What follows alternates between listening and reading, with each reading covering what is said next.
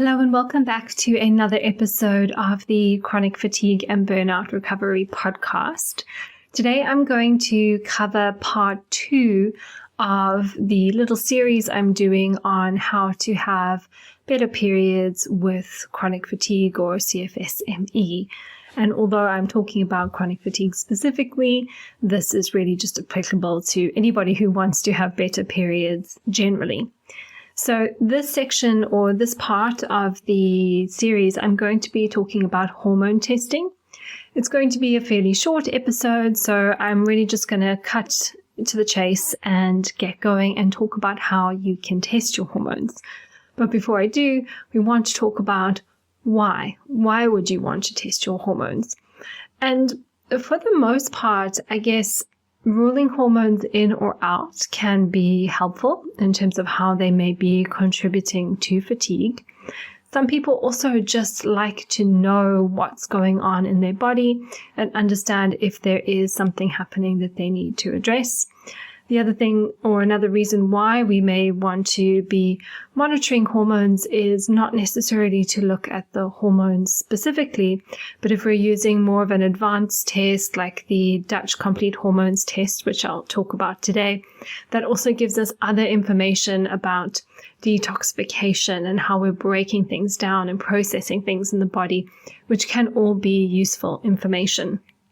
So if you are experiencing some hormonal imbalances, you've maybe been tinkering around with trying to balance things out, but you're feeling a little bit lost or confused and overwhelmed, then being able to test hormones can be really beneficial just to give a little bit more of a direction to your support strategy. And that's where I think the real value in testing lies. It's to rule a problem in or out and understand the problem more specifically so that you can create specific interventions to address the problem, if there is one. And then obviously repeat testing over time can track progress or can track the efficacy of interventions and, make sure that you're doing the right thing and the things that you're doing are working. So that's why we would want to test hormones. But how do we test hormones? Well, there's lots of different tests out there. And the types of tests that I like to use primarily would be blood or urine tests. If you're going for a blood test, you might want to test estradiol, which is the most potent form of estrogen. You may want to test testosterone. You may want to test follicular stimulating hormone, luteinizing hormone, sex hormone binding globulin.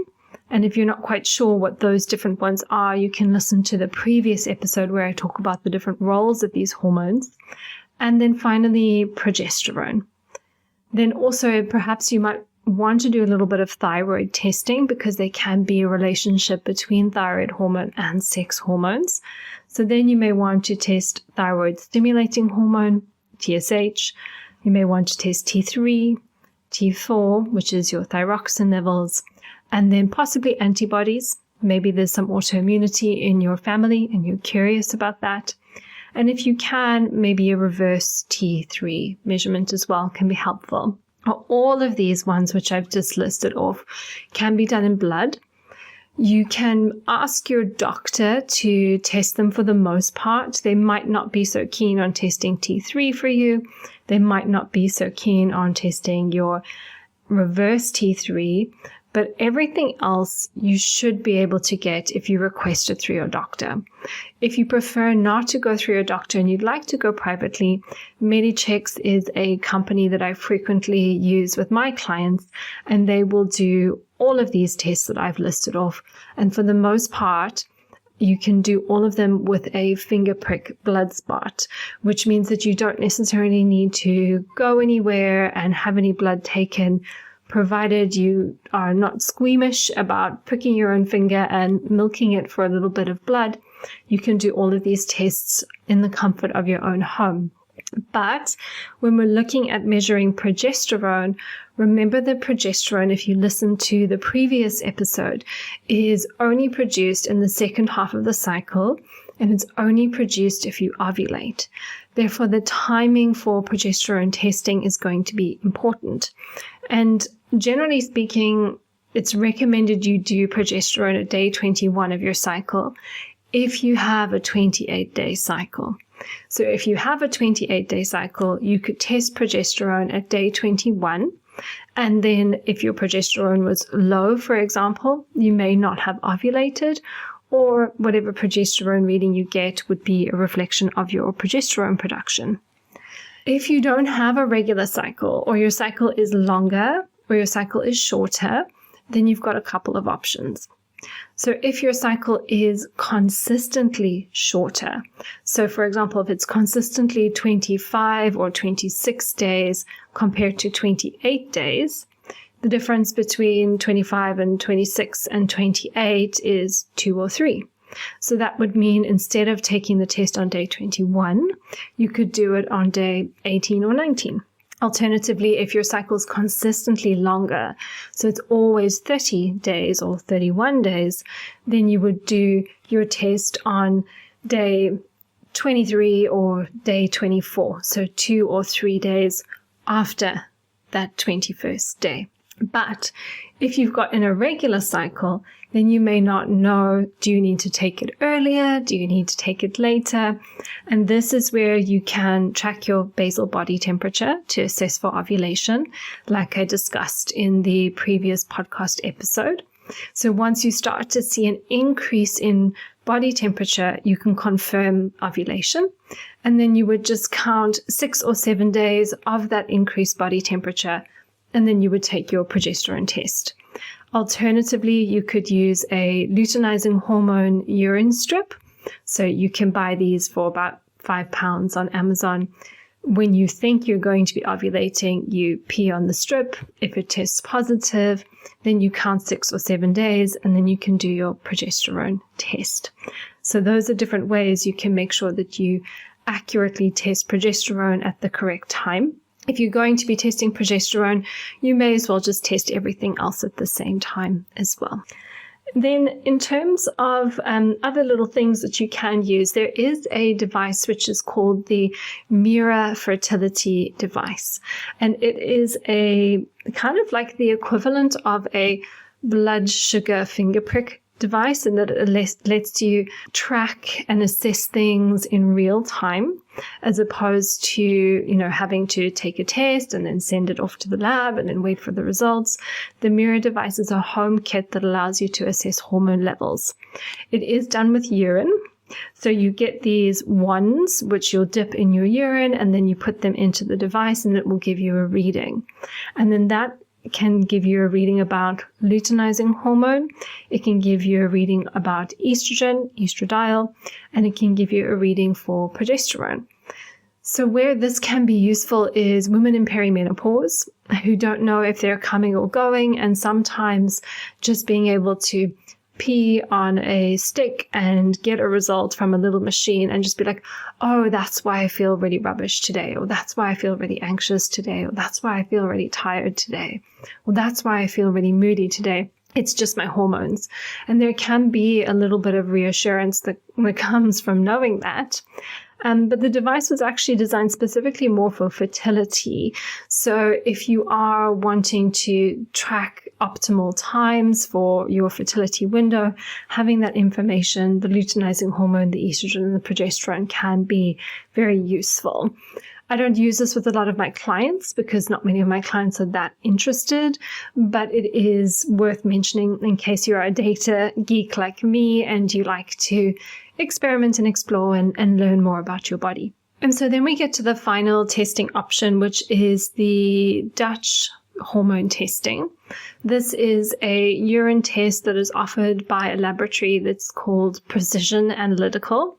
But in the UK, you can access the Dutch test through Regeneris Labs, and that could either be through a practitioner like myself, or I think that you can actually purchase the tests without the need for a practitioner direct from the Regeneris website. The Dutch Complete Hormones test with cortisol awakening response, or CAR, is the one that I tend to use the most with clients. The Dutch with CAR is a urine test. It's urine to do all the sex hormone markers and the organic acids metabolites, which I'll talk about in a moment. But the CAR, the cortisol awakening response, and the stress monitoring piece of the test is done with saliva. So it's a urine and saliva test. The reason why I like this test is because if you're going to pay for the test, you may as well pay that little bit extra and then get the cortisol awakening response, which is the peak in cortisol that we experience or should experience 30 to 60 minutes after waking. So what that means is you take a sample as soon as you wake up, you take a sample 30 minutes later, you take a sample 60 minutes later, and then you do a few subsequent samples spread across the rest of the day. And it plots your cortisol levels with that morning peak and then whatever is happening later in the day. And it kind of gives us a little bit more of an understanding about what the adrenal glands are doing. And that can be helpful sometimes more than others. If you want to learn a little bit more about that, you can refer back to one of my previous episodes where I talk about the adrenal glands. But that's just like a nice little add-on. If someone is going to do the hormone testing, they may as well get the cortisol awakening response as well, just in case there's something useful that we find there. Then in terms of the urine portion of the test, you will get your urine, estrogen, progesterone, and testosterone, but you also get all the different metabolites. And there are also markers which indicate the breakdown of estrogen. So that can be really helpful to see how well you are breaking down and detoxifying estrogen through phase 1 and then phase 2 detoxification. And then phase 3 happens in the gut, which is what I'll be talking a little bit more about next in the next episode when I talk about how we can support the body for better balanced hormones. So the significance of understanding the phase 1 and phase 2 detoxification is we can see if there's any bottlenecks. If your body is making a lot of estrogen and then you're not able to break estrogen down properly because there are bottlenecks in the process, then we want to really address those bottlenecks as we're looking to find better hormone balance. So that's where doing the Dutch hormone test, it just goes so much more in depth compared to your blood test. And therefore we get a lot more information that we can work with if we're creating a therapeutic support plan. The other thing that I also like about the Dutch test is that they give you a little organic acid section at the very end of the test. And so organic acids are basically measuring metabolites of biochemical processes. And if there's too much or too little of certain metabolites, that can give us information about the availability of vitamin and mineral cofactors. So for example, if certain metabolites are low, it could suggest you don't have enough B12, or if certain metabolites are high, you might not have enough B6. And the reason why I like this test is because sometimes when I'm looking at clients' blood work, they're coming up with some markers which could suggest poor oxygenation. Maybe they've got macrocytic blood cells, so blood cells which are too big, and that can be often a result of the need for B12, B6, or folate. But your standard blood test isn't going to tell us which one it is. It's not going to tell us, is it B12, is it B6, is it folate, or is it a combination of one or the other or all three? So this organic acids portion of the Dutch test will tell us about B12 status, and will also tell us about B6 status, which just brings some other little pieces of the puzzle together. Unfortunately, it doesn't tell us about folate status, but if B12 and B6 are normal, we could rule folate in potentially. It also tells us a little bit about glutathione, which is a really important antioxidant in the body. I'm working a lot with glutathione with my clients just because a lot of them have, or should I say, a lot of them need detoxification support, whether that is because they have some mold exposure or mold illness or something else going on. And then the other thing it does give us is neurotransmitter metabolites, so dopamine and norepinephrine, epinephrine metabolites, which again, these things need interpreting in the context of the actual clients. But again, it's all little extra information that can help to shape what we do to support the person. And then it also gives us melatonin, which can be helpful if someone's not sleeping very well. And then markers of oxidative stress, particularly the 8-OHDG marker, which can tell us, how much damage and is being caused potentially by inflammation in the body. So the Dutch test is a much more comprehensive test. And if someone is really concerned about their hormones, it's helpful to purchase this test at least once. We can do ongoing monitoring by assessing blood work on an ongoing basis, but getting a Dutch test at least once helps us to understand what your patterns are. So do you have a tendency towards poor detoxification? Do you have a tendency towards high estrogen? Do you have a tendency towards low glutathione or B12 or something else that may come up in the test? So it is a helpful test to do, although it will be a little bit more of an investment, about £250 to £300, just depending on which options you go for. Then the final thing we could consider testing, which is a little bit more advanced, this would not be the first thing I would do with anyone, is maybe consider genetic testing. So here specifically for hormones, looking at the genes which are involved in producing the enzymes which metabolize hormones. So I'll touch on this a little bit in the next episode when I talk about how we can intervene and how we can support the body.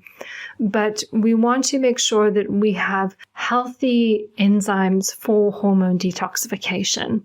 And if there are any genetic SNPs, which means that those enzymes are maybe a little bit slow or sluggish or not working so well, then we know that those enzymes are going to need extra support. And we can sometimes see the evidence for that in the Dutch test results. But if this is an ongoing issue, sometimes having some genetic testing can be helpful. And specifically here, it might be the COMT gene, so the catechol methyltransferase gene. Then we have the cytochrome genes, CYP1A1, CYP3A4, and CYP1B1, which are involved in the phase 1 estrogen detoxification. The COMT is involved in phase 2 estrogen detoxification. And some people can also have SNPs in a gene which codes for the enzyme aromatase, which takes testosterone and converts it to estrogen. And this can sometimes result in someone having too little testosterone and too much estrogen, which can potentially be problematic. And this is the CYP19 gene that we could potentially test for. As I said, this is just more little interesting snippets to wrap up this episode, because that is more advanced work. It's not work that everybody needs to do, but it can be helpful work if someone is really struggling with their hormones and not making progress, and we just feel like we want a few more answers. So that's really it. That's everything I've got to say on the hormone testing front. Of course, you may want to work with a practitioner to look at your test results, interpret your test results, help you make clinical decisions about where to go next, how to support your body. But if you're thinking of hormone testing, you'd like to explore this, these are the various options that are available to you. And in the next episode, we'll talk about what to do once you've got the test results, and then how you go about supporting your body for better hormonal balance and better periods with CFS ME.